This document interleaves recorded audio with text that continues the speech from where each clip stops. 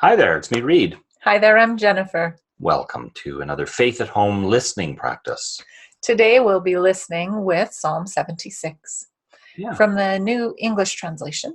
yeah. And as we listen, I'd invite you to pay attention through the first reading for something that stands out to you. All right. I'll go for. Yes. You should have something to write with. We have a book and a pen with us, so we can mark down what we hear. It just helps you to remember. I don't have a great memory. I can do this and then leave, and then 10 minutes later, say, "What did I even hear?" It, it's silly, perhaps, but I mean that does happen. So it's good to have a little record, so you can look back and say, that was cool or that was interesting, but what was it? I can't remember. But I knew I was affected by it. So it can help you jog your memory.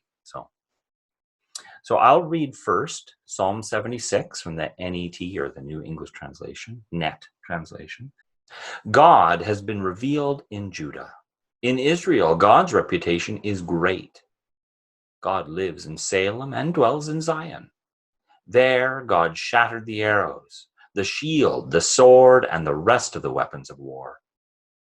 You shine brightly and reveal your majesty as you descend from the hills where you killed your prey. The brave-hearted were plundered. They fell asleep. All the warriors were helpless. At the sound of your battle cry, O God of Jacob, both rider and horse fell asleep. You are awesome. Yes, you.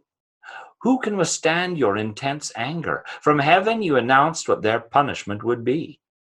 The earth was afraid and silent when God arose to execute judgment and to deliver all the oppressed of the earth.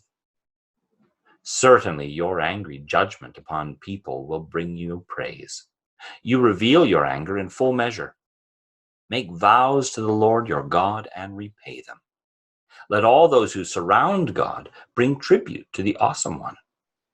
God humbles princes. The kings of the earth regard God as awesome.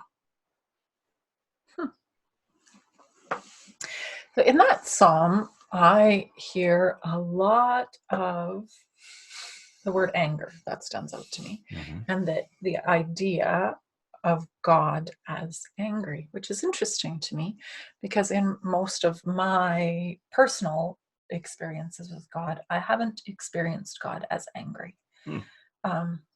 Now, I believe I have experienced myself as angry, and I believe that that emotion could be in God, and I could very well be there about many of the things that go on. But that's just interesting to me to notice. I haven't experienced God as angry. That is interesting. I saw that line, you shine brightly and reveal your majesty as you descend from the hills. I thought that was evocative, that God shines brightly. It made me think of that story of Moses going up on the hill and on the mountain and getting the 10 Commandments. When he comes back, his face shines and he has to wear a veil because God's brightness has infected or gone into his face, and so his face shines brightly too.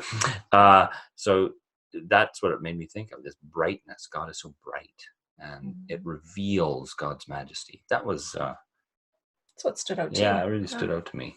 I wonder what you notice as you listen. What are the words or phrases or ideas that cross your being as you listen? We'll read again. Mm-hmm. And this time in the second reading, we're paying attention for an invitation, a step forward, a call to do or be or become something from these words. God has been revealed in Judah. In Israel, God's reputation is great. God lives in Salem. God dwells in Zion. There, God shattered the arrows, the shield, the sword, and the rest of the weapons of war. You shine brightly and reveal your majesty as you descend from the hills where you killed your prey. The brave-hearted were plundered. They fell asleep. All the warriors were helpless at the sound of your battle cry, O God of Jacob. Both rider and horse fell asleep. You are awesome. Yes, you. Who can withstand your intense anger? From heaven you announced what their punishment would be. The earth was afraid and silent when God arose to execute judgment and to deliver all the oppressed of the earth.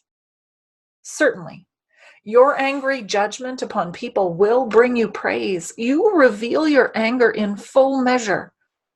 Make vows to the Lord your God and repay them. Let all those who surround God bring tribute to the Awesome One. God humbles princes. The kings of the earth regard God as awesome. The line, what is it? Make vows to the Lord your God and repay them. That, I don't know, that was an invitation to me, this idea. I should make vows to God. I said, I will do, or I will something. But the proviso, and then do that thing. Don't just say it. I mean, we often, or I do anyway, say, that's something I should do, or I'm going to do that thing, and then I don't end up doing it. Sloth, get too busy, whatever it is. But that was, okay, because I would like to be better. I'd like to be a better person. I'd like to be better, like God to change me. And I think maybe that's part of that process. Mm-hmm. I want to be more like Jesus or something. Okay, sure. What are you going to do? I want to do this thing. Okay, well, then do that thing. And I think that's the invitation to me, is like, be active in, God's inviting me to come be active, do change, be more. Make vows and follow through. Make a vow and follow through on it. Yeah. For me, the invitation grows out of that sense. In the earliest verses, it talks about that, God has been revealed in this city and in that city, and God lives in this city and God lives in that city. And sometimes it's easy for me to pass over the fact that God lives here too.